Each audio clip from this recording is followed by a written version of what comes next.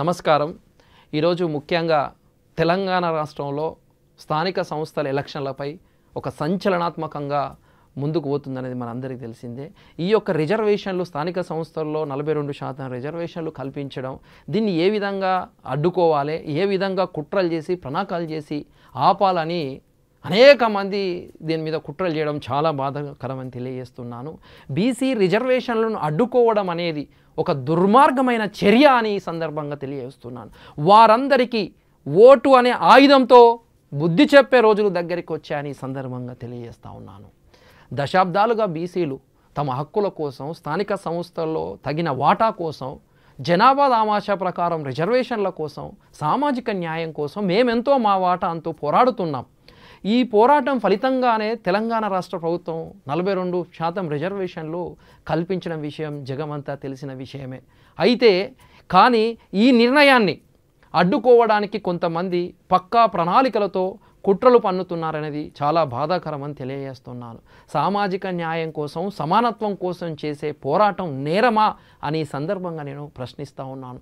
దశాబ్దాలుగా అణిచివేతకు గురవుతున్న బీసీలకు ఈ అవకాశాలు సాకారం అవుతున్నాయని సంతోషంగా ఉంది. సామాజిక న్యాయం సమీపిస్తుందని సంతోషంగా ఉంది. కానీ ఈ అవకాశాన్ని దూరం చేయడానికి కొందరు కుట్రలు పన్నుతున్నారు. ఇలాంటి వారిని ప్రజాస్వామ్యంలో తగిన మూల్యం చెల్లించాల్సిందే అని ఈ సందర్భంగా నేను తెలియజేస్తున్నాను.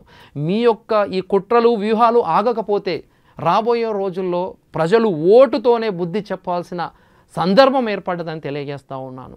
రాజ్యాంగపరంగా, సామాజిక న్యాయపరంగా, జనాభా ఆధారంగా రిజర్వేషన్లు అనేటివి అవసరం. ఉదాహరణ మనం తమిళనాడు చూసుకుంటే 50% కంటే ఎక్కువ ఉన్నాయి. అక్కడ న్యాయం జరిగితే బాగానే ఉంది, మరి ఇక్కడ ఎందుకు జరగకూడని సందర్భంగా నేను ప్రశ్నిస్తున్నాను.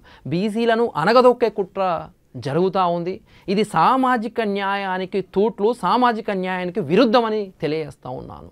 ఎన్నికల ప్రక్రియను అడ్డుకునే విధంగా రిజర్వేషన్లు నిరోధించే ప్రయత్నాలు జరగడం చాలా బాధాకరం. ఇది కేవలం చట్టపరమైన పోరాటం కాదు, ఇది బీసీల ధర్మ యుద్ధం అని ఈ సందర్భంగా తెలియజేస్తున్నాను.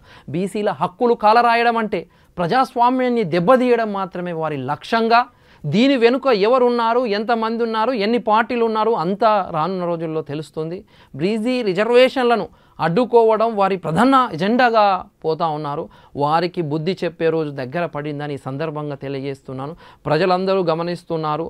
ప్రజలు ఓటుతోనే వారిని శిక్షించే టైం కూడా వచ్చిందని తెలియజేస్తున్నాం. మనందరికీ తెలిసిందే, హైకోర్టులో కూడా వివాదం జరుగుతుంది. దీనిపైన కొందరు హైకోర్టులో పిటిషన్ కూడా వేశారు. అయితే వారి వాదన ప్రకారము ఏందంటే, ఈరోజు ముఖ్యంగా వారి వాదన ఏందంటే, ఈ మొత్తం రిజర్వేషన్లు 50% మించరాదని. ఉదాహరణ సుప్రీంకోర్టు తీర్పిచ్చింది. ఏది మన K Krishnamurthy versus union of India కేసులో కూడా ఏం చెప్పారనే దాని ప్రకారం చేశారు.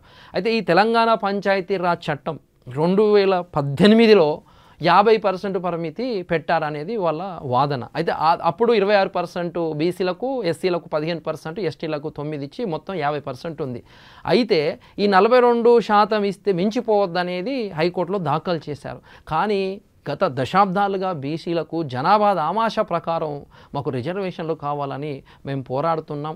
ఇది బీసీల భవిష్యత్తు, ఇది బీసీల సామాజిక న్యాయం, సమానత్వం కోసం మా పోరాటం జరుగుతుంది అని తెలియజేస్తూ ఉన్నాను. ఇలాంటి రిజర్వేషన్లను మేమెంతో మా వాటా అంతా అనే ఇలాంటి రిజర్వేషన్లను మీరు అడ్డుకోవద్దని ఈ సందర్భంగా నేను తెలియజేస్తున్నాను. జై బీసీ, జై పూలే.